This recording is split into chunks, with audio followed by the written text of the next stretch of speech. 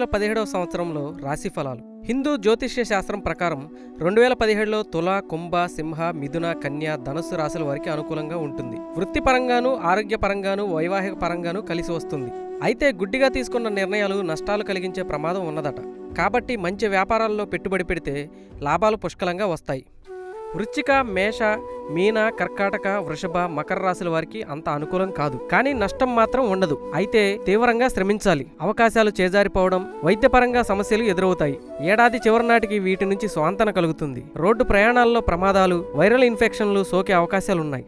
వృత్తిపరంగా 1993, 1981, 1969, 2000, 1988, 1976, 64, 94, 82, 70 సంవత్సరాల్లో జన్మించిన వ్యక్తులు ఉన్నత స్థానంలో ఉంటారు.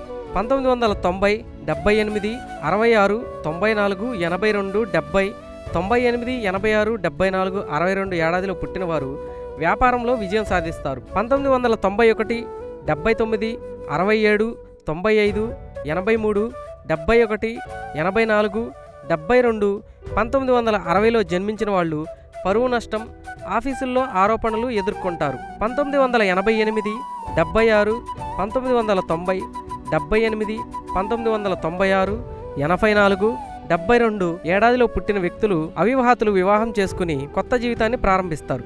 2009, 1997, 1985, 1973, 1961, 2011, 99, 87, 75, 63, 2016, 4, 1992, 1968లో జన్మించిన వారిలో చాలామంది అనారోగ్య సమస్యలు ఎదుర్కొంటారని జ్యోతిష్యం చెబుతుంది. Please subscribe. Please do subscribe. Please subscribe. Please subscribe. Please subscribe to our YouTube channel.